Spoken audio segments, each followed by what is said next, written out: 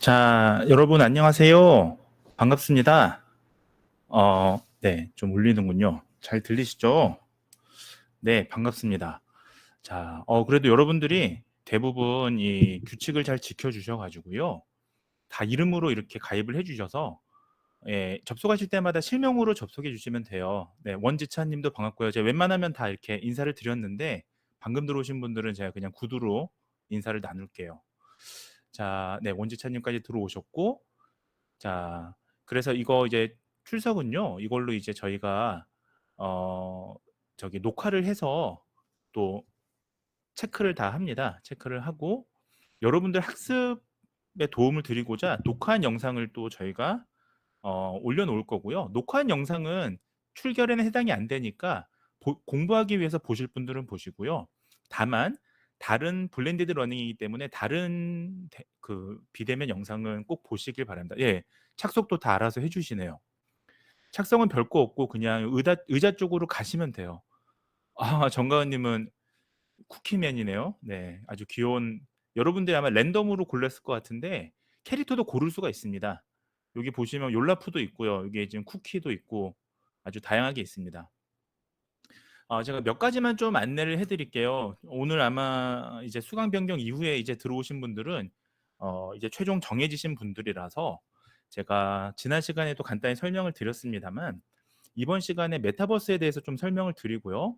그 다음에 오픈 채팅에 대한 설명도 드리고 그 다음에 LMS의 여러 가지 공지사항들을 좀 설명을 드리겠습니다. 자, 그 전에 메타버스 처음이신 분들 많을 텐데 자, 원래는 지금 이것보다 더 많은 공간이 있고요. 실은요. 자, 보시면 여러분들 기본적으로 캐릭터나 여러분들이 어떤 공간에 접근하기 위해서는 가까이 가셔서 X 버튼을 누르시면 됩니다. 예를 들면 요 강아지는 제가 나중에 퀴즈 내서 맞추신 분에게 선물로 드리려고 했는데 제가 강아지를 만약 X를 누르시면 네, 제 강아지가 되는 거예요. 다만 요 강아지는 시간이 흘러서 가만히 있으면 예, 떨어져 나갑니다. 아니면 X를 누르시면 예, 강아지를 버릴 수가 있습니다. 유기할 수가 있습니다. 이렇게. 잘 안 되네요. 자, 그다음에 여러분들 오늘 이제 이 메타버스 공간이 왜 비대면 수업하고 좀 다르냐면 이건 이제 실감형 수업인데요. 가장 대표적인 차이점은 바로 여러분들의 익명성입니다. 그러니까 상호 참여하는 수업이고 익명적인 수업인데 보시면 여러분들 한번 저를 따라와 보실까요? 네, 이렇게 이동하시면 여기 토론장 있죠. 토론장을 한번 들어가 보시면 네, 아이고 너무 많이 지금 들어가셔서 다 튕겨 나오는데요. 지금 너무 많이 들어가셔서 그래요. 자, 제가 한번 화면을 공유해 드릴게요. 혹시 몰라서 네, 자, 화면을 제가 공유했습니다. 이렇게 토론장이 있고 제가 예를 들면 여러분들한테 어떤 주제에 대해서 토론을 의견을 남겨달라고 하시면 여러분들 여기다가 자유롭게 의견을 남겨주시면 돼요. 요 밑에 하단에 보시면 붉은색으로 이렇게 메모를 쓸 수 있는 란이 있습니다. 이걸 누르셔서 실명으로 하지 마시고 익명으로 남기셔도 됩니다. 자, 다만 제가 이제 수업에 활용할 때에는 여러분들에게 개개인별로 생각을 물어볼 때 이걸 쓸 건데 여러분들이 예를 들면 제가 나중에 토론이 있거든요. 예를 들면 여러분들이 인공지능이 예를 들면 뭐 그 트롤리의 딜레마라고 해서 사람을 이렇게 반드시 그 사람의 진행 방향으로 뭐 누군가 죽어야 된다면 누가 죽어야 되느냐 이런 토론에서 여러분들이 글을 남겨주시는 건데요. 익명으로요. 단 여기서 제가 여러분들이 남긴 이 익명의 글을 제가 읽고 같이 이렇게 회람을 할 거예요. 여러분들 이렇게 공유해서 그중에서 가장 좋은 글은 제가 포인트를 드릴 겁니다. 예, 1점씩 포인트를 드려서 나중에 성적에 반영을 해드릴게요. 이것도 공정하게 여러분들이 다 이게 녹화를 해서 여러분들이 포인트를 받은 걸도 다 기록을 할 겁니다. 자, 그래서 뭐 억지로 글을 쓰실 필요는 없지만 그래도 여러분들의 생각을 대학생이니까 자유롭게 쓰시면 익명으로 쓰시면 됩니다. 그리고 제일 잘하신 분은 제가 꼽아서 예, 실명으로 해드리겠습니다. 자, 나가실 때는 상단 우측 상단에 X를 누르시면 돼요. X를 누르시면 짠 이렇게 나갈 수 있습니다. 자, 제가 공유 해제했고요. 자, 그 다음에 이렇게 사람들이 많으면 못 움직이잖아요. 그럼 여러분들 B를 누르시고 움직이시면 예, 이렇게 투명인간 모드로 앞에 있는 사람을 뭐죠? 네, 이렇게 비껴서 G를 누르시면 통과할 수 있습니다. 고스트 모드라고 하는데요. 예, 이렇게 사람 막혀 있으면 이렇게 뚫고 갈 수가 있어요. 귀신처럼. 그다음에 오늘 이따가 해볼 건데, 자, 여기 사전 학습 한번 들어와 보시겠습니다. 역시 X를 누르시면 들어갈 수 있는데요. 자, 제가 혹시 몰라서 여러분들 위해서 제가 공유를 좀 해드릴게요. 자, 왜냐하면 이게 동시에 접속하면 이게 잘 못 볼 수가 있어서 제가 공유를 해드렸습니다. 그래서 크게 지금 4개의 주제가 있고, 자, 이 주제 내에서 오늘 OX 퀴즈를 이따가 한번 해볼 거예요. 그래서 여기서 낼 거거든요. 그래서 한번 이따가 읽어볼 수 있는 시간을 제가 드리겠습니다. 그래서 요 내용 안에서 제가 문제도 출제하고 하겠습니다. 어려운 내용은 아니고 우리가 인공지능을 이해하기 위해서 인공지능이 어떠한 방법으로 소통하는지에 대한 기본적인 개념이라고 보시면 되겠습니다. 자, 역시 이걸 닫겠습니다. 자, 이따가 읽을 수 있는 시간 드릴게요. 자유롭게 읽으시면 되고요. 자, 그 다음에 지금 여기 이럴 때는 G를 누르시면 통과할 수 있어요. 이렇게 사람이 많으면. 자, 그 다음에 보시면 지금 1번, 2번, 3번, 4번 이렇게 돼 있는 공간은 조모임 공간입니다. 자, 여러분들이 조모임은 나중에 조를 지정하셔서 조모임에 들어가 있으면 조모임에 있는 사람들끼리만 대화를 할 수가 있어요. 즉, 만약에 1조라면 1조에 없는 사람들은 1조의 대화를 들을 수가 없습니다. 네, 다만 저는 들을 수가 있어요. 그래서 여러분들이 조 토론할 때, 모둠 토론할 때 이걸 쓸 수가 있습니다. 그래서 자유롭게 쓰시면 되고, 혹시나 여러분들 중에서 뭐 이게 오늘 제 수업만 있는 게 아니라서 예를 들면 뭐 스피커나 카메라가 없는 경우도 충분히 있을 수 있다고 저는 생각을 해요. 그런 경우는 좀 부득이하게 이렇게 채팅이라도 좀 참여해 주시면, 여러분들 참여도가 되게 중요하거든요. 이 메타버스는 여러분들이 참여하는 수업입니다. 그래서 꼭 이렇게 메시지를 채팅이라도 주면서 소통을 꼭 하셨으면 좋겠습니다. 그리고 네, 여기 이렇게 생긴 거 있죠. 요거는 키트입니다. 자동차인데요. 이렇게 X를 누르면 타면 엄청 빠르게 움직일 수 있어요. 네, 이렇게. 여러분들에게 충분히 많이 마련해 놨습니다. 네, 맞아요. 오디오님 뭐 열심히 타고 다니고, 지금 뭐 안현미님 열심히 타고 다니는데, 배민성님 뭐 등등등. 자, 이거는 왜 좋냐면 나중에 OX 퀴즈를 할 때 이걸로 좀 빠르게 움직일 수 있습니다. 자, OX 퀴즈장으로 한번 마지막으로 이동해 볼게요. 자, 전부 저를 따라오세요. 이렇게 위로 가시면 퀴즈 포털이라는 공간이 있습니다. 자, 이 수업은 한번 제가 문제 낼 테니까 5초 안에 맞춰 보시는 겁니다. 이 수업의 이름은 인공지능이 뭘까입니다.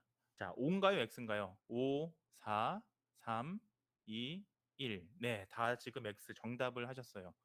혹시라도 오해 계시면 제가 이제 뭐 인터뷰도 하고 그럽니다.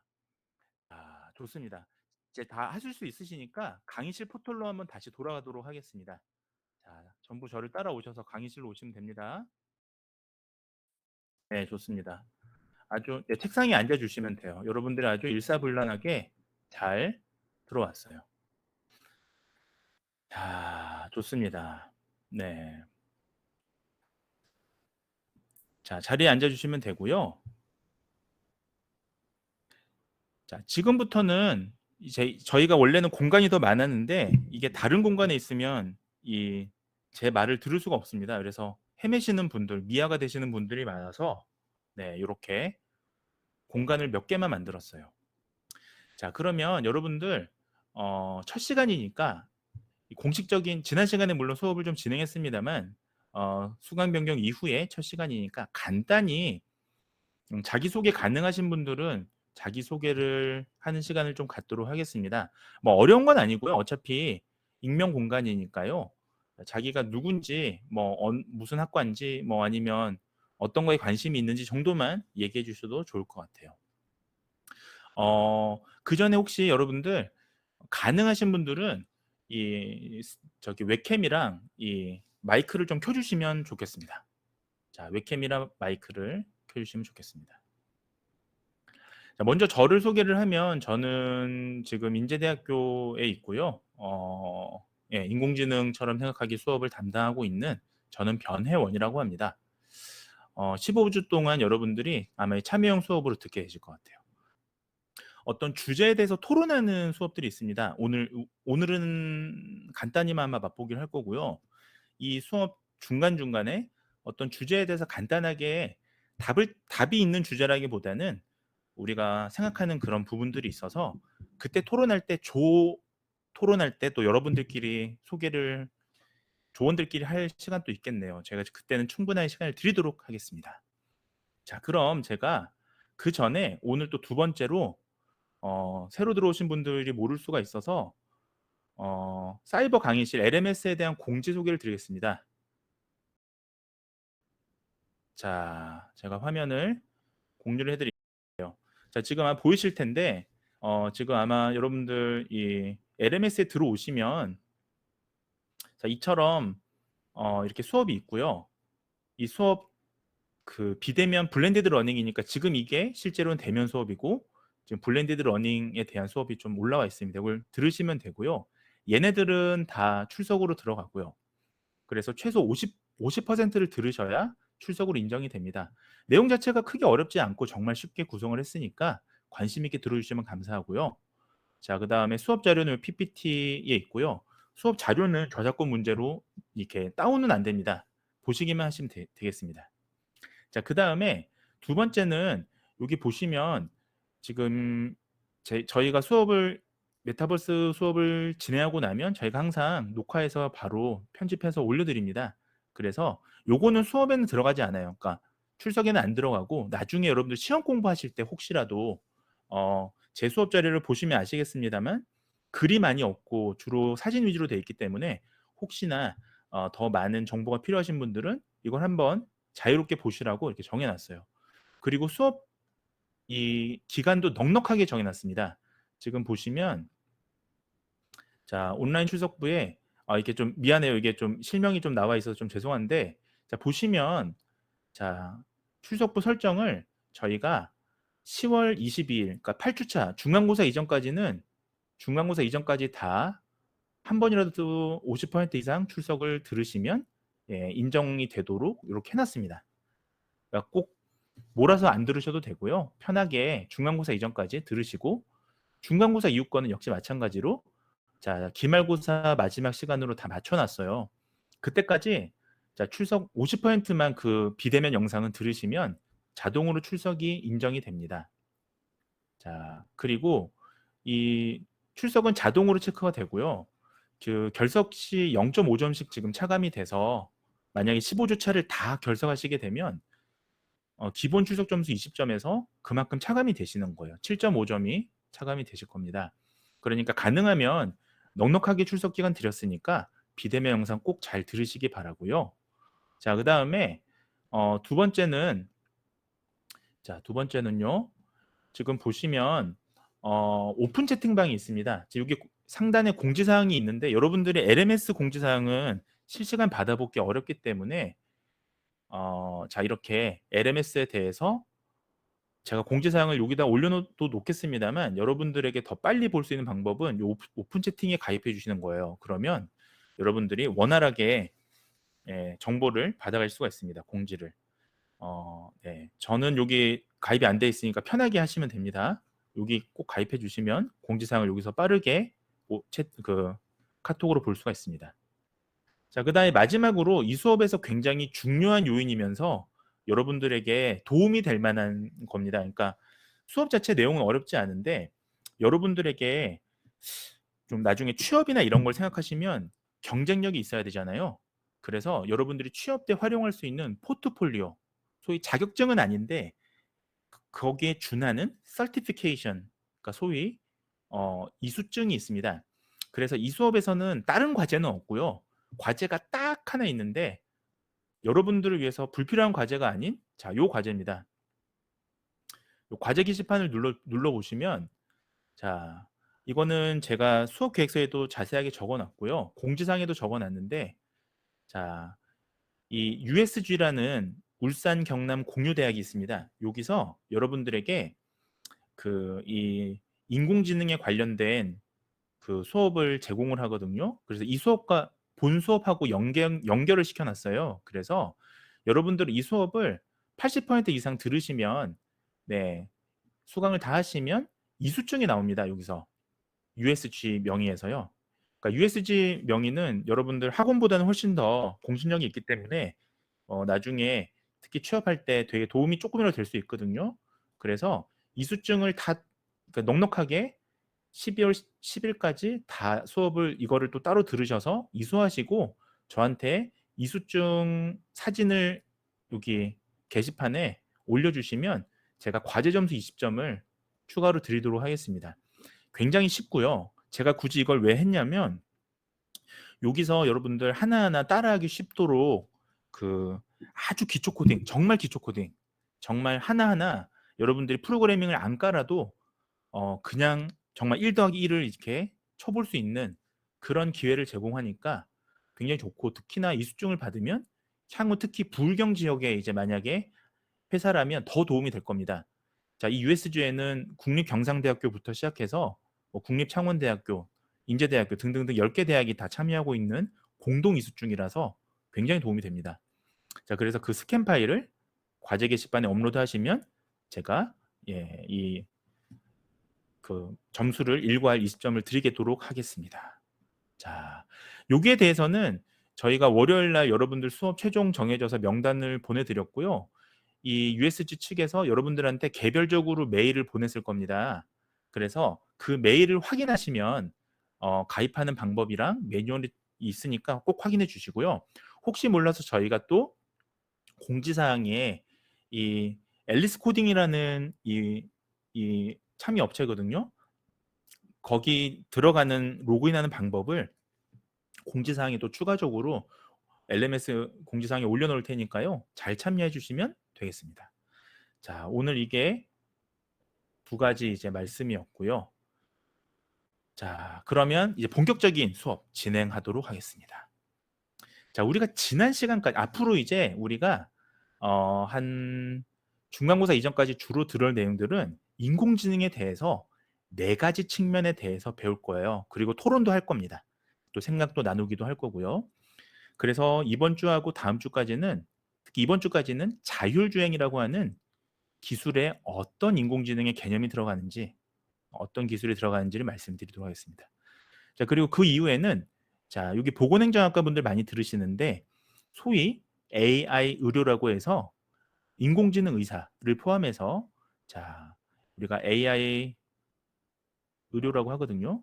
자, 이 필드에서는 어떻게 인공지능이 활용되는지 또 실제 사례를 말씀드리도록 하겠습니다. 그 다음에는, 오늘 할 건 아니고 그 다음에는 미리 말씀을 드리면 전쟁입니다. 지금 러시아 우크라이나 전쟁이 벌어지고 있는데요. 지난 시간에도 말씀드렸던 것처럼 전쟁은요, 정말 최첨단 기술이 다 들어가는 정말 기술의 경합장이라 보시면 돼요. 그래서 인공지능에 관련된 모든 기술들이 전쟁에서 서로 시합하듯이 이렇게 보여집니다. 거기에 들어가는 최신 기술들이 뭐가 있는지 말씀을 드리도록 하겠습니다. 요즘 사람이 직접 전쟁하지 않거든요.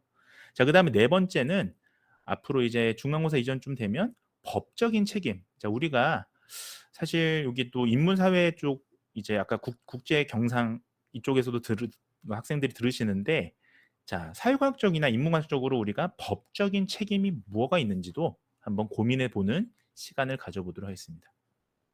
지난 시간에 처음 들어보시는 분들은 이전 그 영상을 보시면 되고요. 자, 한 가지만 좀 강조해서 말씀을 드리면, 지난 시간 말씀드렸던 것처럼 자율주행이라는 부분에 있어서 1차, 2차, 3차 산업혁명하고요. 4차 산업혁명은 정말 아주 큰 변화입니다. 자율주행에 있어서는. 자, 왜냐하면 1차, 2차, 3차 산업혁명에서 보시다시피 오래전부터 수레부터 시작해서 마차부터 시작해서 지금의 하이브리드 자동차까지 3차 산업혁명 때의 자동차는요, 결국 이것을 통제하는 사람은, 대상은 인간이었습니다. 즉 인간이 운전을 하는 건데요. 즉 제어권, 우리가 핸들이나 엑셀레이터에 대한 제어권은 인간한테 있었죠. 자, 근데 4차 산업혁명은 전혀 다릅니다. 4차 산업혁명에서 자율주행의 핵심은 그야말로 이제 처음으로, 자, 지구 역사 지금 몇십억 년 동안 처음으로 AI에게 이제 기계 제어권이 들어갑니다. 그래서 이것을 우리가 초자동화라고 하는데요. 즉 우리는 자율주행하면 이렇게 여러분들 운전석에서 앉아서 책도 보고 연인하고 같이 손도 잡고 뭐 때로는 피곤하면 잠도 자고 하는 동안에 인공지능이 목적지까지 안전하게 잘 도착하는 그런 모습들을 그리시잖아요. 자, 즉 제어권, 즉 통제권은 AI에게 있다. 이 말씀을 지난 시간에 드렸습니다. 자, 그다음에 지난 시간에 한 가지 더 기억해 주실 거는 이거였습니다. 우리가 자율주행이라고 하면 마치 하나의 개념처럼 생각해요. 즉 자동차에 있어서 자율주행은 그냥 AI가 운전해 주는 거 아니야라고 생각할 텐데, 자, 요 이름에 약점이 있습니다. 이거 약간 마케팅적인 약점이었는데 요건 오늘 좀 본격적으로 말씀을 나눌 건데, 실은 자율주행은 하나의 단계가 아니고요. 여러 개의 단계로 나눠져 있습니다. 소위 우리가 AI가 제어권을 가지고 정말 완전히 자동화되는 그런 단계는 5단계에 해당되고요. 아직 우리에게 도래하지 않았습니다. 실제 그러면 우리가 시판되는 자율주행은 3단계에서 4단계에 해당이 되거든요. 즉 조건부 자동화, 즉 부분 자동. 예를 들면 AI가 완전히 운전하는 건 아니고요. 우리의 운전을 AI가 약간 도와줍니다. 자, 이런 부분들. 그 다음에 이제 4단계 정도 되면요.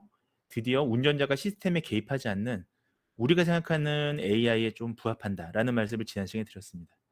자, 여기서 제가 말씀드리고 싶은 거는 한 가지인데요. 바로 자율주행이라는 건 무조건 AI가 스스로 움직이는 게 아니라 단계에 따라서 사람이 개입하기도 하고 때로는 AI가 개입하기도 한다라는 말씀을 지난 시간에 드렸습니다. 그러다 보니까 지난 시간에 제가 하나의 사건을 말씀드렸죠. 자, 바로 이 사건이 벌어졌습니다. 테슬라 자율주행 자동차 추돌 사건이라고 해서 역사 속에 기록되는 이 사건은요. 2016년 5월 7일 미국 플로리다주에서 일어났던 사건입니다. 자, 이 사건을 지난 시간에 간단히 말씀을 드렸었는데 다시 한번 말씀드리자면, 자, 이곳은 고속도로입니다. 자, 하지 결국은 일반적인 고속도로는 아니에요. 왜냐하면 자, 보세요. 우리나라는 고속도로에 이렇게 이런 교차로가 있진 않죠. 우리나라에서는 다 막혀 있잖아요. 근데 하필이면 미국의 플로리다에서는 이런 고속도로가 있었던 겁니다. 자, 사건은 어떻게 일어났냐면요. 제가 지난 시간에 여러 명, 오지훈님이었나? 여러 사람들한테 물어봤었는데, 네, 잘 맞추셨어요. 자, 뭐였냐면, 이 테슬라 자동차, 즉, 자율주행차가 진행하고 있었습니다. 그런데 반대편에서 큰 화물 트럭이 온 거였어요. 자, 여긴 고속도로고, 이 화물 트럭은 좌회전을 하려고 했습니다. 자, 그때 테슬라의 자율주행차는 멈췄어야 했어요. 왜냐하면 자율주행 시스템에 따라서 오늘 말씀을 드릴 텐데, 자, 이 자율주행에는 여러 가지 센서가 달려 있거든요. 그래서 차는 멈췄어야 했습니다. 자, 그런데 그 일이 실제로 일어났죠. 이렇게 좌회전하는 차와 테슬라는 부딪히게 됩니다. 그리고 결국 이렇게 난간에 부딪혀서 자동차는 지금 보시다시피 반파 이상 돼서 화재도 났고요. 결국 운전자는 사망하게 됩니다. 바로 이 사건이 테슬라 자율주행 사건의 핵심이었습니다. 자, 지난 시간에 제가 퀴즈로 냈었는데, 자, 그렇다면 이 일이 왜 일어났을까요? 바로 테슬라는 이 트럭을 구름으로 인식했던 겁니다. 왜냐하면 하필이면 이 트럭이 흰색 트럭이었거든요. 흰색이니까 자, 구름으로 잘못 인지한 거죠. 자, 지금 오늘날 AI는 사람보다 더 사물을 정확하고 빠르게 판단하는 걸로 알려져 있는데, 아니, 이 트럭을 어떻게 구름으로 인식했을까요? 그건 오늘 제가 수업 중간중간에 말씀을 드리려고 합니다. 그 전에 이제 여기서부터가 오늘 수업 내용인데요. 짠, 이제 오늘 수업 내용입니다. 자, 그 전에 한번 이런 생각을 해보게 됩니다. 자, 이 비극, 테슬라 자율주행 사건. 자, 이 인명피해는 사전에 막을 수는 없었을까요? 자, 우리는요, 한 가지 주목해 볼 데이터가 있습니다. 바로 이 테슬라의 데이터인데요. 자, 실제로 미국에서는요, 자율주행 자동차를 우리가 허가를 주려면 실제 도로에서 테스트를 해야 됩니다. 그리고 실제 도로에서 했던 테스트 기록을 제출하게 돼 있어요. 자, 여기서 제가 이제 퀴즈를 드릴 텐데, 자, 이 표를 한번, 두 개의 표를 한번 주의 있게 보세요. 첫 번째 표는 뭐냐 하면, 좌측에 있는 거는, 자, 캘리포니아 주에서 실시했던 테스트에 대한 주행거리입니다. 자, 이 주행거리가 많다라는 건 그만큼 많이 테스트를 했다는 거겠죠. 예를 들면, 어떤 자동차를 40만 번, 4만 번 이렇게 테스트를 하면 주행거리가 올라갈 겁니다. 그렇죠? 자, 이 테스트에서 테슬라의 요 수치를 한번 보십시오. 자, 그 다음에 두 번째 보셔야 될 이 우측에 있는 표는요. 1마일당 사람이 개입한 횟수입니다. 자, 1마일이라는 거는 뭐 킬로미터라고 생각하시면 돼요. 1km 거리당 사람이 개입한 횟수입니다. 자, 여기서 제가 퀴즈 드리도록 하겠습니다. 자, 여러분들 손 드시면 되는데 손은, 자, 제가 이거 잠깐 해제해 드릴게요. 손은요, 좌측에 보시면 하단에 스마일 표시가 있을 거예요. 스마일 표시에 들어가시면 6번을 누르시면 이렇게 손을 들 수가 있습니다. 자, 그거 외에도 뭐 수업을 듣다가 너무 감동적이면 이런 거 눌러주시면, 예, 이런 거 눌러주시면, 그쵸, 좋고요. 또는 여러분들 F를 누르시면 폭죽을 터뜨릴 수 있죠. 수업하다가 좀 어색하다 싶으면 폭죽 터뜨리시면, 네, 박수 소리가 나와요. 그럼 수업에 정적이 없어지겠죠. 자, 지금부터 손을 드시면 되는데 이렇게 6번을 누르시면 됩니다. 아, 네, 6번을 누르시면 되는데요. 네, 고맙습니다. 네, 박수 쳐주는 거 고마워요. 자, 6번을 누르시면 되는데, 손을 드시면 되는데, 질문은 뭐냐면요. 자, 첫 번째 지금 좌측에 있는, 예, 먼저 드신 분들은 아마 테스트 때문에 들으신 것 같은데, 자, 좌측에 있는 이 그래프는요. 제가 다시 화면 공유해 드릴게요. 좌측에 있는 그래프는 테스트에 대한 주행 거리예요. 그러니까 이거는 많으면 많을수록 좋은 거죠. 그쵸? 테스트를 많이 한 거니까. 자, 우측에 있는 요 그래프는 1마일당 사람이 개입한 횟수인데 이건 많은 게 좋을까요? 적은 게 좋을까요? 이게 문제입니다. 아시는 분 손 한번 번쩍 들어주시면 됩니다.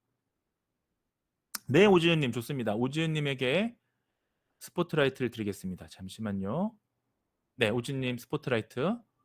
자, 마이크 해제하시고. 오지은님 지난번에도 맞추셨던 것 같은데, 자, 이거는 많은 게 좋을까요? 적은 게 좋을까요? 안 들려요. 잠깐만요. 이 스포트라이트 해제가 안 돼 있어서 잠깐만요. 네, 스포트라이트 해제됐죠? 네. 자, 자, 오지님 채팅으로 남겨주세요. 네, 적은 게 좋습니다. 마이크가 없으시군요. 네, 적은 게 좋습니다. 그러면, 자, 이 포인트를 얻어 가시려면, 자, 왜 적은 게 좋을까요? 그거를 쳐주시면 됩니다. 왜 적은 게 좋을까요? 자, 본인 생각을 말씀해 주시면 돼요.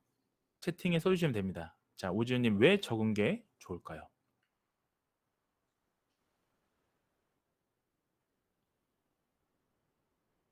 자, 시간 제가 10초 드리겠습니다. 10, 9, 8, 7, 6, 5.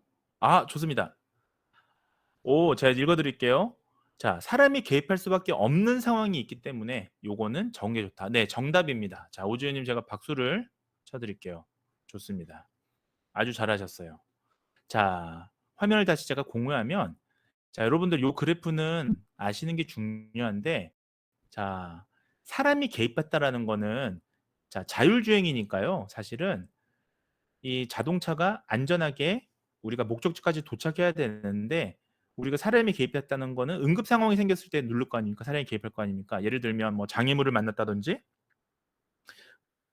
뭐 갈림길에서 다른 방향으로 간다면 사람이 개입해서 아마 브레이크를 밟던지 아니면 핸들을 꺾었을 거예요. 자, 그러니까 사람이 개입한 횟수는 결국은 자율주행이, 네, 완벽하지 못했다라는 내용입니다. 개입한 횟수가 많으면 많을수록. 맞죠? 자, 그럼 이 표를 다시 한번 해석해 볼게요. 지금 보시면 이 표로 봤을 때는 구글에서 만든 게 지금 제일 좋죠. 자가 왜냐하면 구글은 테스트 주행 거리도 많았고 사람이 개입한 횟수도 0.0008이니까요. 상당히 적습니다. 자, 그러니까 구글은 상당히 완성도 높은 차였습니다. 당시에. 자, 그런데 테슬라는 우리가 자율주행 자동차 하면 테슬라를 제일 먼저 떠올리는데 주식도 지금 요즘 많이 떴던 주식이었는데 테슬라는 지금 보시면 자, 테스트 주행 거리는 0이니까 테스트를 제대로 수행을 안 했고요. 캘리포니아에서는. 그다음에 자, 1마일당 사람이 개입한 횟수도 0이죠. 당연히. 왜냐하면 테스트 주행 거리가 없었으니까 당연히 사람이 개입도 안 했을 겁니다. 그런데 만약에 저희가 좌측에 있는 표를 사람들이 보지 못하고 요 그래프만 본다면 해석한다면 아마 사람들은 테슬라는 정말 완벽한 자율주행이라고 생각을 했을 겁니다. 자, 제가 말씀드리고 싶은 거는 테슬라가 좋다 나쁘다를 말씀드리고 싶은 게 아니라 이처럼 데이터라는 게 자의적으로 해석이 가능하다는 거예요. 우리가 사건의 본질을 보려면 이와 같은 데이터를 비교할 필요가 있습니다. 자, 물론 테슬라는 캘리포니아 주에서는 주행거리를 많이 테스트하지 않았지만 다른 주에서는 실제로 주행을 많이 테스트했던 기록도 있습니다. 극단 주행을 보여드린 거예요. 자, 그러면 지금부터 테슬라의 자율주행이 왜 이런 인명사고를 냈는지에 대한 4가지 측면의 문제를 말씀을 드리도록 하겠습니다. 자, 첫 번째예요. 그럼 이 사건이 왜 발생했냐? 자, 첫 번째는 바로 테슬라의 고질적인 오류의 수정 방식 때문이었습니다. 자, 오류는 우리가 에러라고 하죠. 자, 필연적으로 AI에서는 에러, 즉 잘못된 판단이 있을 수 있습니다. 자, 그런데 특히 테슬라라는 회사는 이걸 수정하는 이 오류를 바로잡는 방식이 정말 잘못됐죠. 자, 예컨대 그럼 테슬라는 어떻게 했냐? 자, 이런 겁니다. 문제가 발생했어요. 소위 이제 우리는 그것을 버그라고 부르겠습니다. 자, 핸드폰도 여러분들 보시면 오류, 버그가 있잖아요. 버그를 업데이트하는 게 그런 버그를 이제 바로잡는 거죠.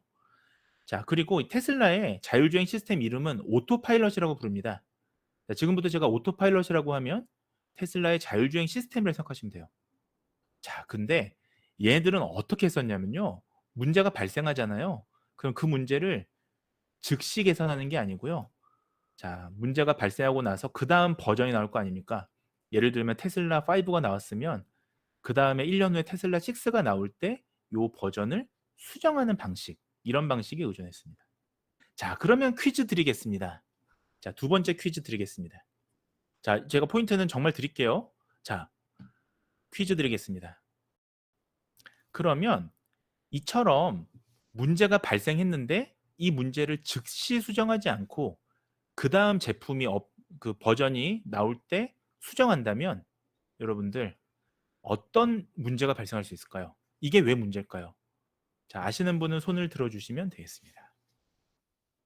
자, 질문 다시 말씀드리면 채팅을 하셔도 좋아요. 손은 일단 들어주셔야 돼요. 다시 말씀드리면 자, 문제가 발생했어요. 심각한 오류가.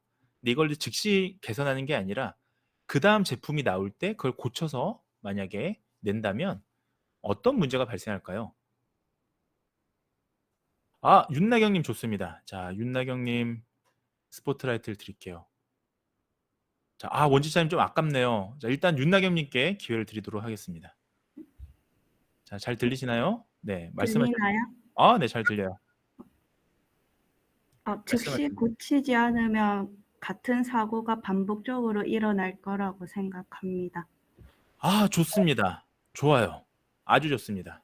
자, 네. 제가 박수를 쳐드리겠습니다. 짝짝짝짝. 네, 보이시죠? 자, 다시 화면 공유할게요. 좋습니다, 윤영님. 정확하게 말씀하셨는데 다시 제가 화면 공유해 드릴게요.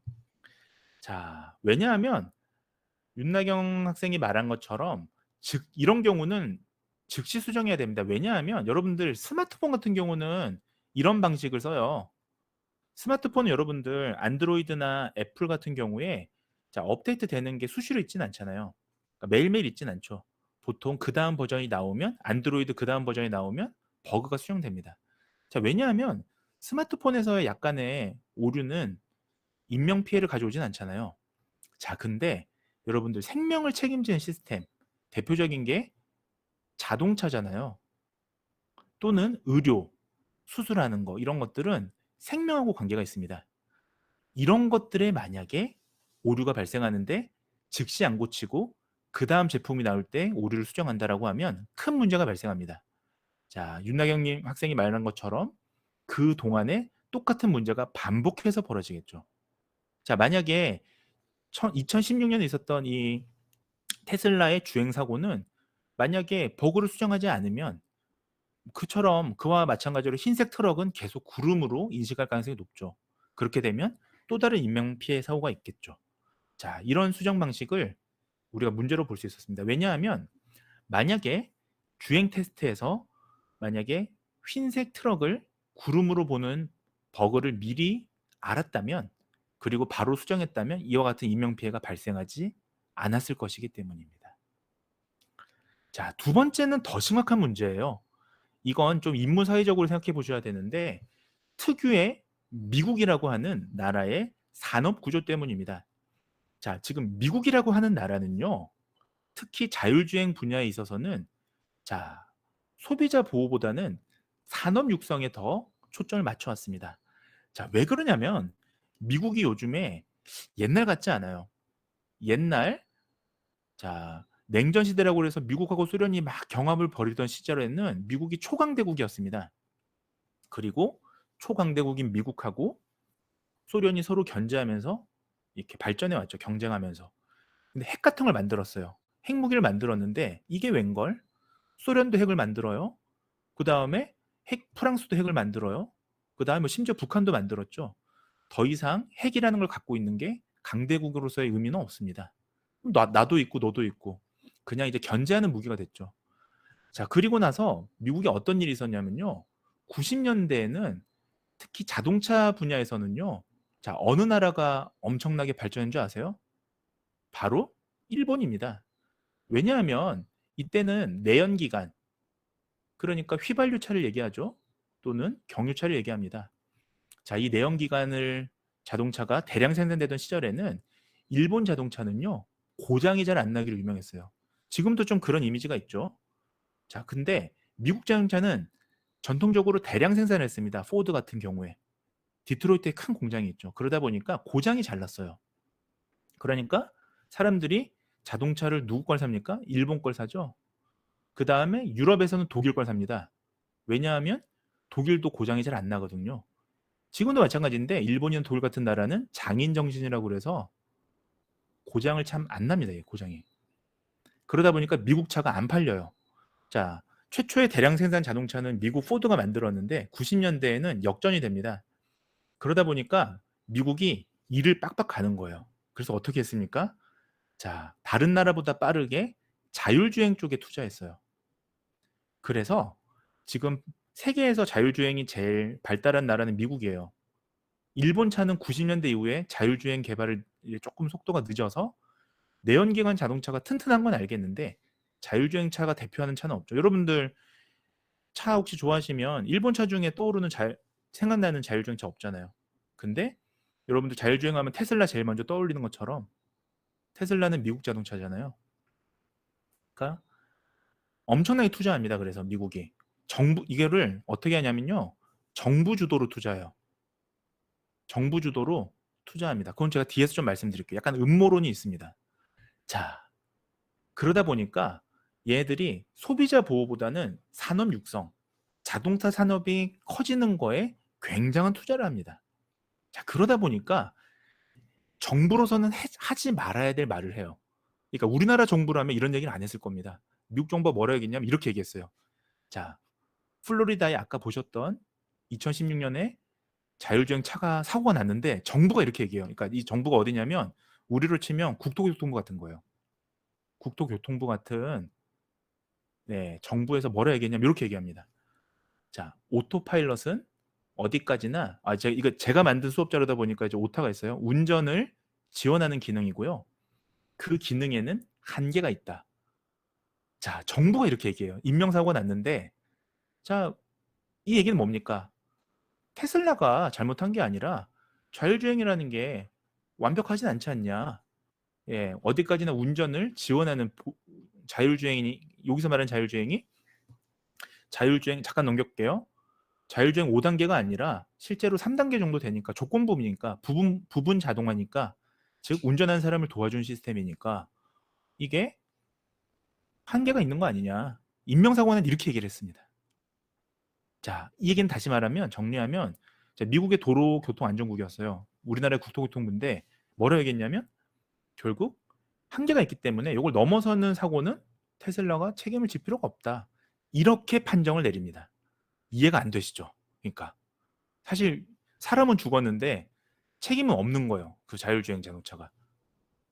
자, 왜 이런 일이 벌어졌냐? 바로 미국이 결국 소비자보다는 산업 육성, 만약에 이게 오토파일럿의 잘못이다 라고 한다면 미국이 지금 선도하고 있는 자율주행 자동차 분야에서 일본이나 다른 유럽이나 한국 같은 나라에 밀릴 거라고 생각을 한 겁니다.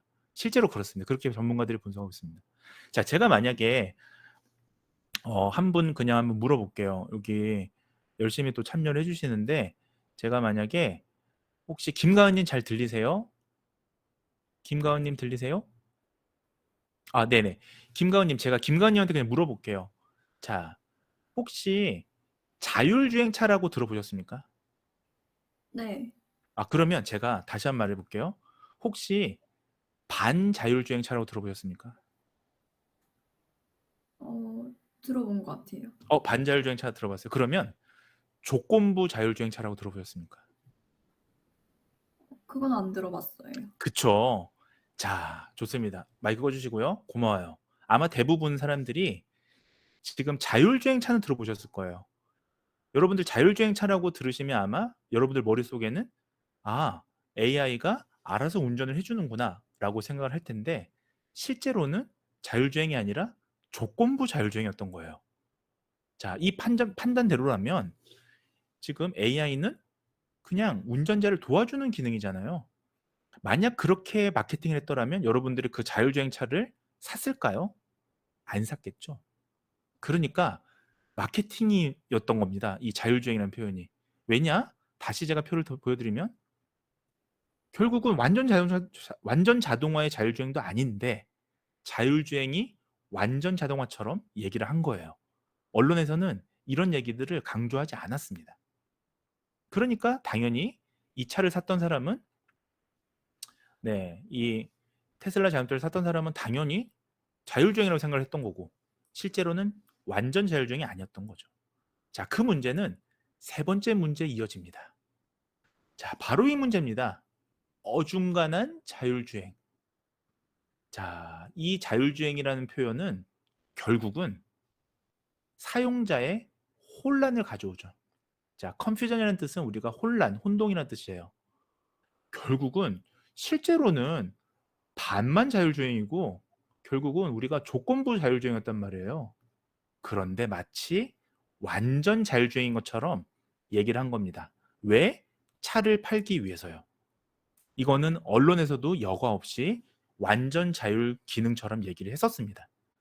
근데 실제로는 그렇지 않은 거죠. 그래서 이 수업에서는 인공지능이 갖고 올 수 있는, 우리가 발전적인 부분도 보셔야 되는데, 대부분 다른 사람들이 다 발전적인 장밋빛만 얘기를 하는데 실제 그 안에 들어가 있는 이면도 보실 줄 알아야 돼요. 이 교양이 목표입니다. 자, 그래서 이게 어떤 차이가 있냐? 결국은 조건부라는 뜻은 제어권이 운전자한테도 있었고 자율주행한테도 있는 딱 그 중간에 있는 애매한 상황이라는 거예요.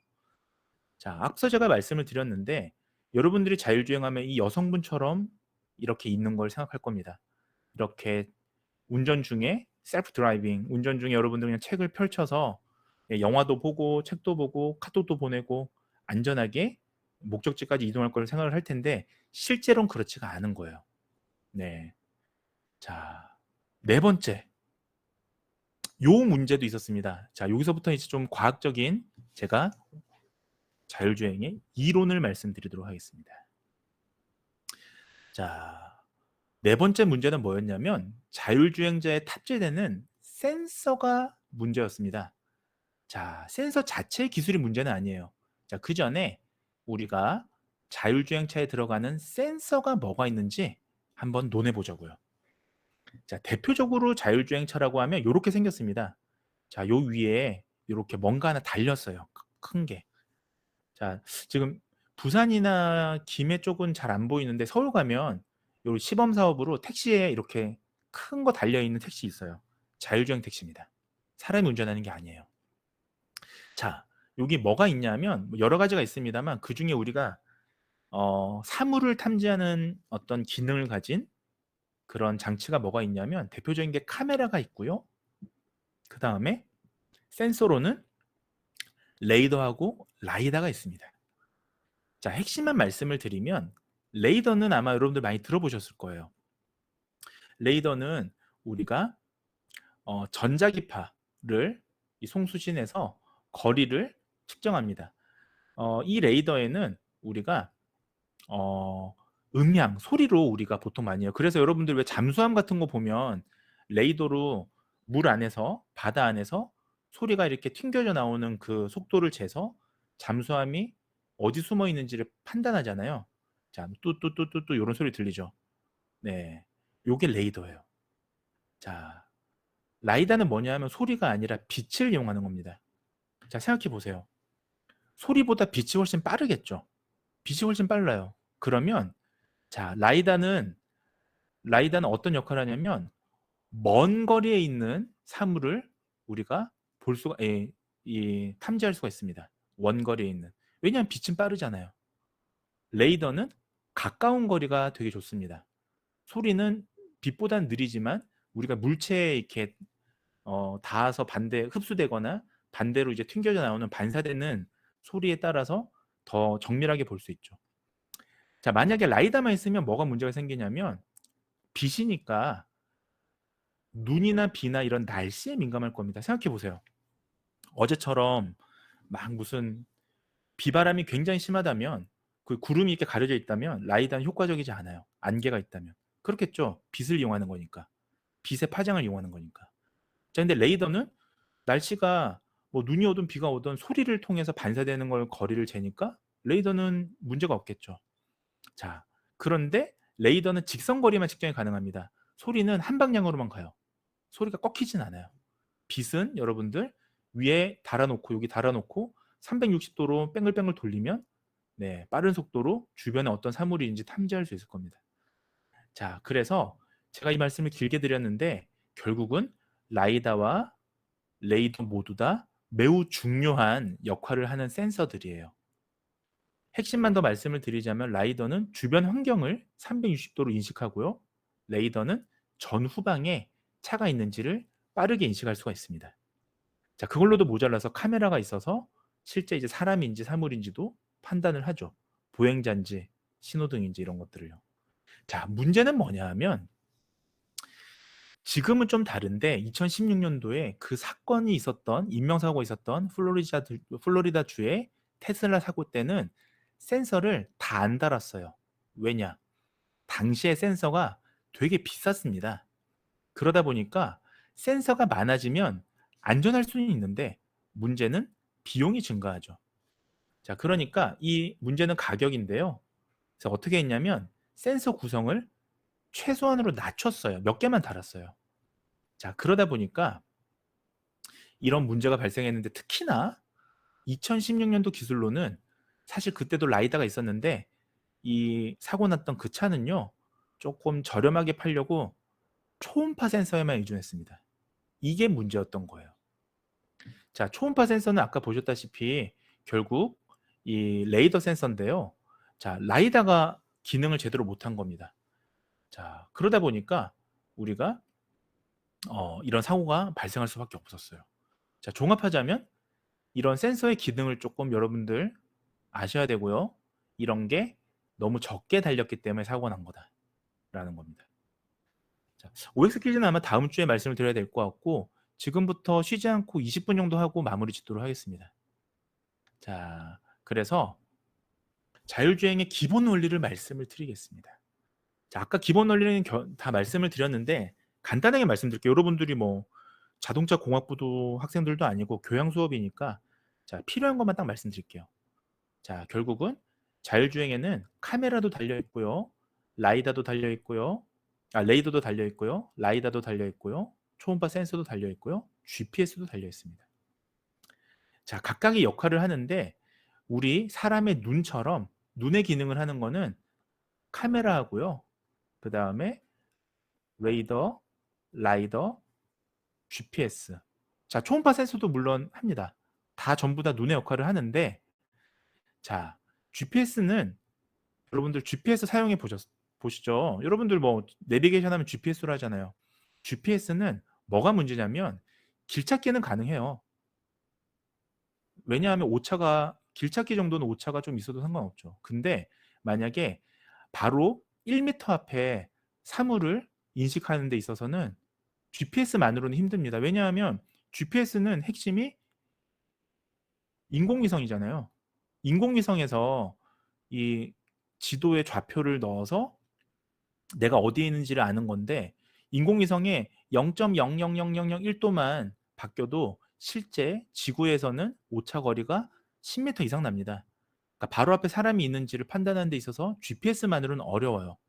그래서 레이더나 라이더나 카메라가 쓰이는 겁니다. 자, 그렇게 이해하시면 되겠습니다. 자, 그래서 이런 여러 가지 역할을 한다라는 거 좀 간단히 봐주시면 되겠습니다. 자, 그러면 그보다 더 재밌는 얘기를 좀 오늘 해드리려고 그래요.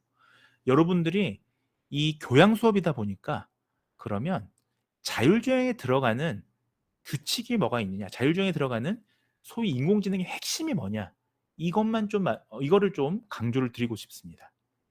요거는 이 수업에서 좀 중점적으로 배울 수 있는 것들을 다른 데서 배우기 어려워요. 짠. 자, 그러면 자율주행에 들어가는 도대체 기술이란 게 뭐냐에 대해서 말씀드릴게요. 그리고 왜 그런 사고가 났느냐는 우리가 앞에서 봤으니까. 자, 첫 번째 기술입니다. 자율주행에 들어가는 첫 번째 기술은 규칙 기반 AI입니다. 여러분들 요거는 조금 별표 아셔야 됩니다. 자, 규칙 기반 AI가 뭐냐면요. 우리가 룰 베이스드 러닝이라고 표현하는데 아마 처음 들어보시는 분들 많을 텐데 어렵지 않아요. 제가 쉽게 설명을 드릴게요. 이거는 우리가 어떠한 행동 계획, 플랜을 짤 때 쓰는 건데요. 자, 제일 쉽게 생각하면 내비게이션 같은 게 이 규칙 기반 AI의 하나의 형태로 설명할 수 있습니다. 자, 보시면 자율주행 자동차 같은 경우에는 우리가 항상 보면 출발점이 있고요. 그 다음에 목적지가 있겠죠.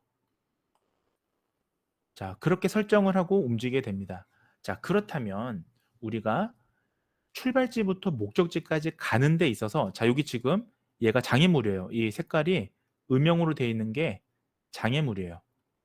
그러면 장애물을 피해서 어떻게 출발지부터 목적지까지 가느냐인데, 자, D는 직진이에요. D는 다운이에요. 다운. 자, 아래로 한 칸 움직일 때 우리가 다운. 자, L은 레프트, 좌측, R은 라이트, 우측, 업은 다시 위로 가는, 자, 그런 방향이라고 가정해 봅시다. 거기 이니셜을 보면, 자, 여러분들 어떻게 하겠습니까? 여러분들 같으면, 자, 스타트, 여기 출발점에서부터 목적지까지, 자, 아마 저처럼 이렇게 갈 거예요. 요 그림처럼. 자, 직진하시고, 다운하시고, 다운하시고, 자, 그 다음에 턴, 우회전 하셔서 다시 쭉쭉쭉쭉 가다가 업, 다시 위로 가셔서 다시 턴, 우회전 하시고 다시 다운, 아래로 쭉 내려가시면 목적지까지 도착하겠죠. 자, 이러한 하나의 규칙이 정해지죠. 여러분들 내비게이션도 실제로 켜보시면 가장 빠른 경로, 뭐 그 다음에 가장 짧은 길, 이런 것들 선택을 할 수 있게 나오잖아요. 이쪽이 규칙이죠. 자, 이런 것들이 나중에 좀 어렵게 설명하면 강화학습이라고 그래서 뭐 Q 메서드라고 있는데요. 유사합니다. 이처럼 이렇게 규칙이 있다라는 거예요. 그래서 자율주행에 들어가는 제일 첫 번째 기술은 규칙 기반 기술입니다. 즉, 다시 말씀을 드리면 출발점부터 목적지까지 어떻게 가야 안전하게 갈 수 있는지에 대한 이런 방향에 대한 규칙이라든지 속도에 대한 규칙, 이런 것들이 들어갑니다. 자, 이런 규칙이 있다 정도만 아시면 되겠습니다. 두 번째 기술을 말씀을 드릴게요. 자, 두 번째는 바로 센서들이 이제 아까 뭐 카메라나 라이더나 레이더가 있었지 않습니까? 이 센서들의 정보를 처리하는 소위 통계 확률형 AI가 두 번째 기술입니다. 자, 어렵게 생각하지 마시고 이 데이터들을 어떻게 이런 시각적인 데이터잖아요. 시각적인 자료들을 어떻게 자율주행은 인공지능은 해석을 하느냐. 자, 인공지능은 어떻게 그런 사람처럼 하느냐에 대해서 말씀드리겠습니다. 인공지능이 사람처럼 눈이 달려있으면 참 좋은데 안타깝게도 인공지능은 눈은 없어요. 인공지능은 결국 숫자 형태로 인식을 합니다. 사물을 숫자로 인식해요. 자, 그러면 그때 들어가는 게 바로 이 녀석인데요. 자, 요거는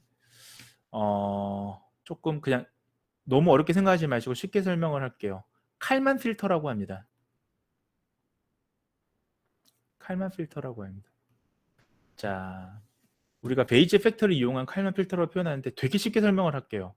자, 또는 이거를 그냥 편하게 들으세요. 요거는 은닉 마크로브 모델이라고 해요. 자, 이거는 뭐냐면 한마디로 요약하자면 확률로 본다는 겁니다. 자, 이런 용어가 쓰이면 아, 이거 확률로 보는구나 라고 이해하시면 됩니다. 자, 자율주행차가 여기 있어요. 자, 자율주행차는 처음에 GPS로부터 위치 정보를 받을 겁니다. 자, 문제는 위치 정보만 받는 게 아니라 얘가 이제 사람 운전 없이 움직여야 되잖아요. 그럼 여기 센서들이 달려있죠. 여기 센서들이. 그럼 센서들이 내가 있는 위치랑 목적지까지 가는 위치를 알려면 첫 번째 자신의 위치를 알아야 돼요. 내 위치를 알아야 내가 좌측으로 갈지 우측으로 갈지 정해서 안전하게 갈 거 아닙니까? 이때 이 센서는 어떻게 하냐면 목표를 하나 찾아요. 표적을 찾습니다. 그래서 만약에 표적이 근처에 있는 주택, 움직이지 않는 표적을 찾는 거죠. 주택의 현관문을 표적으로 찾는 거예요. 이렇게. 그러면 아, 내가 지금 있는 위치는 이 현관문을 기준으로 어디에 있는지를 계산해야겠구나 라고 해서 실시간으로 계산합니다. 자, 그러면 지금 여기 보시다시피 만약에 이 현관문이 이렇게 그래프로는 봉우리라고 나온다고 가정해 볼게요. 이렇게 봉우리. 이렇게. 그러면 1번 현관문, 2번 현관문, 3번 현관문에 각각 표적이 있는 겁니다. 그러니까 사람처럼 눈으로 볼 수 없으니까 그래프 파동으로 인식해요. 센서로. 자, 근데 문제는 자동차가 계속 정지해 있는 게 아니죠. 자동차가 움직이겠죠. 자, 움직이면 어떻습니까? 내가 이만큼 이동하면 자, 내 위치를 기준으로 얘도 이동을 하겠죠. 같이. 그래서 걔를 다시 또 그 이동 시점에서 다시 구해줘요. 어느 위치에 있는지. 원래 있던 위치랑 더해줍니다. 내가 이동했던 위치랑. 그러면 자, 요 봉우리랑 요 봉우리를 더하면 요 봉우리가 되고 요 봉우리랑 요 봉우리를 더하면 요 봉우리랑 요 봉우리를 더하면 요만큼 더 올라오겠죠. 곡선이. 얘랑 얘를 더하면 이렇게 올라가겠죠.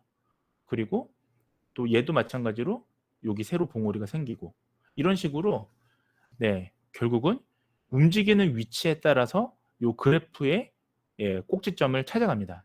그 기준이 이제 움직일 때마다 바뀐다라고 하는 거예요.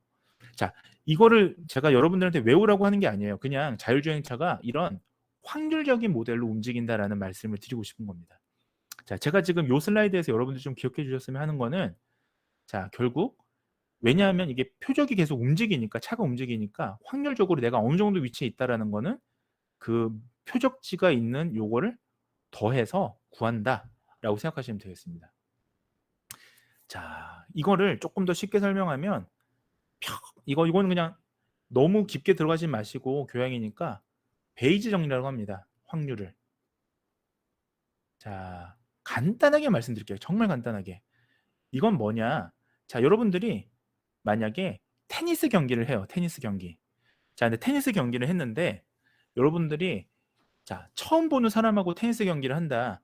그럼 여러분들이 이길 확률을 어떻게 구할까요? 못 구해요. 생각해 보세요.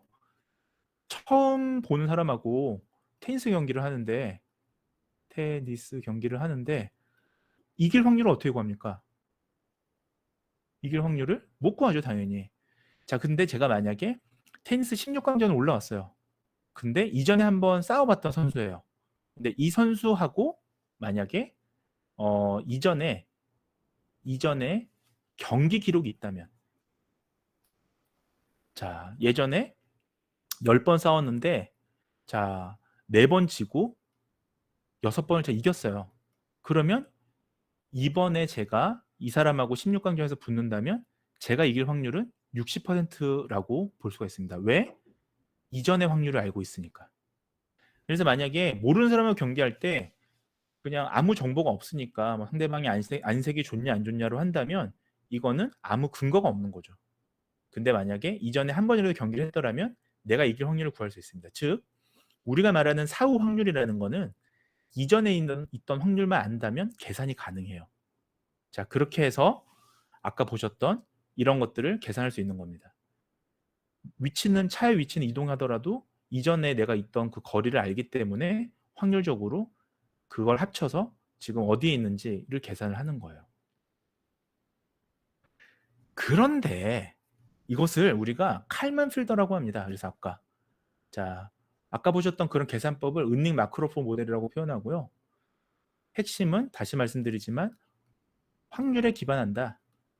즉 센서들을 막 이렇게 데이터를 정보해서 모아서 뭐 좀 정지되나요? 아유 튕겨 나왔네.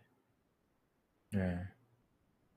인공지능 PPT인가 봐요. 이렇게 수업 시간 다 됐으니까 그만 보라고 이렇게 나오는 것 같습니다. 자, 이것을 우리가 칼만 필더라고 합니다. 여기까지 말씀을 드리고 요 페텔까지 말씀드리고 마칠게요. 자, 그래서 칼만 필더라는 건 다시 말씀을 드리면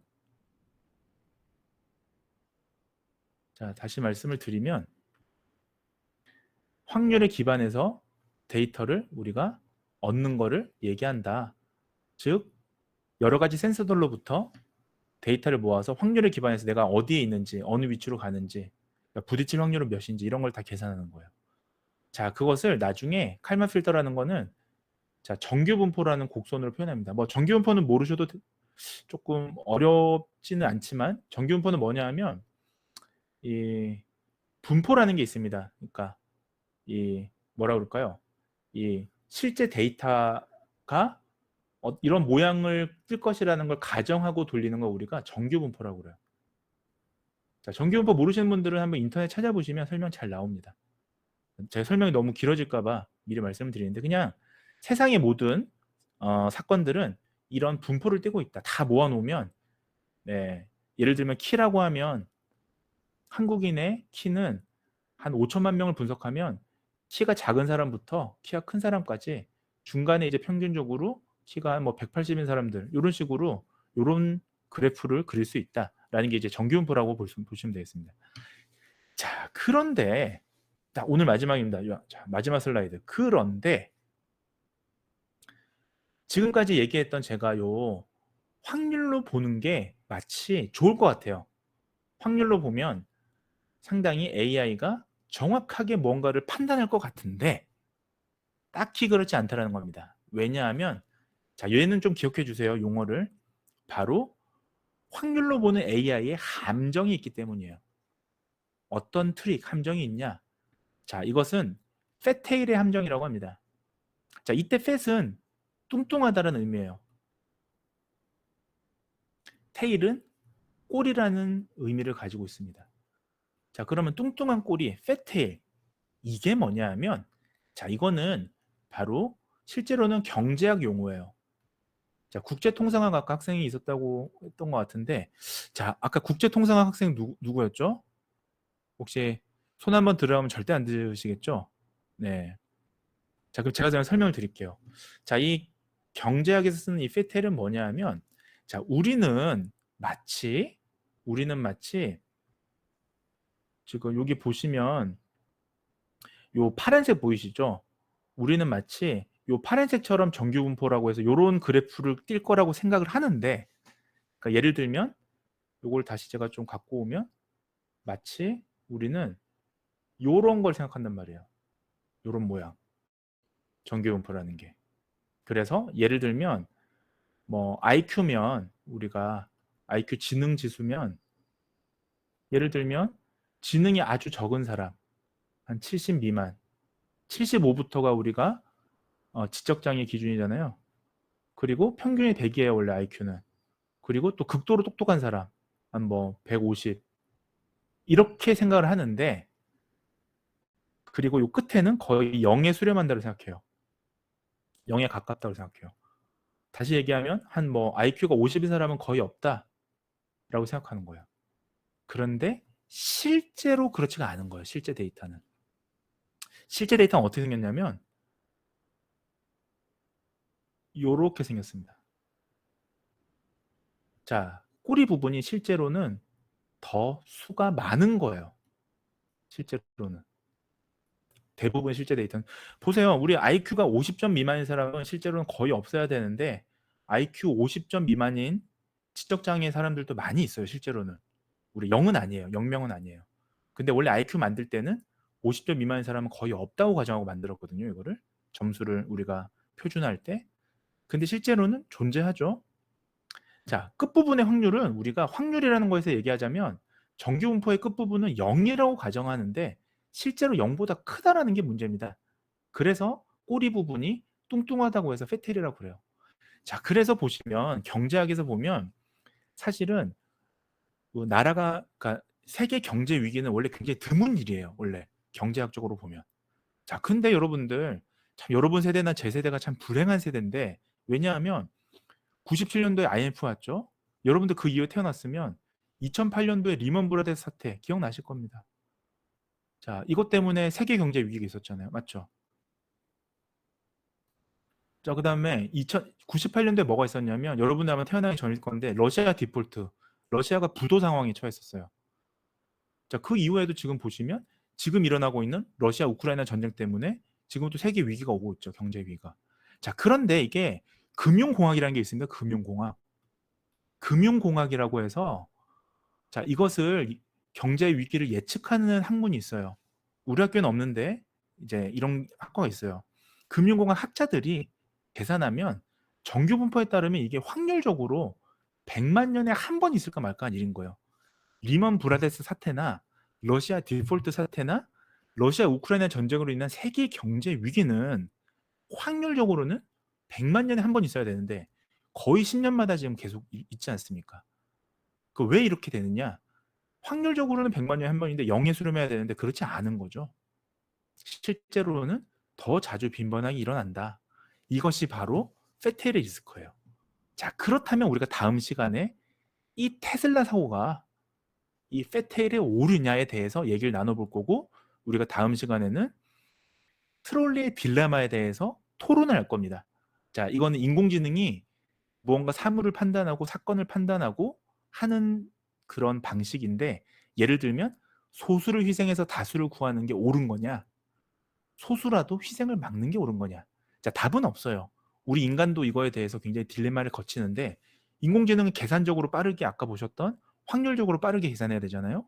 그래서 이거는 다음 시간에 우리가 토론을 또 해보고, 토론장에 또 여러분들 자유롭게 의견을 달아서 거기에 대해서 제일 잘 쓰신 분에게 제가 또 포인트를 드리도록 하겠습니다. 그러니까 여기는 참여 많이 해주시는 게 좋은 또 성적을 받아가시는 방법이에요. 자, 오늘 혹시 질문 있으신가요? 오늘 수업은 이걸로 마무리하려고 하는데요. 자, 질문 있으신가요? 자, 질문 없으시면 오늘 수업은 이것으로 마무리하도록 하겠습니다. 자, 돌아가셔도 좋습니다. 자, 돌아가도 좋아요. 네. 자, 들어가셔도 됩니다. 이렇게 실제로 이렇게 교실 밖을 나가시면 안 되고요. 그냥 나가기 버튼 누르시면 돼요. 네, 네, 수고했습니다. 좋아요. 네.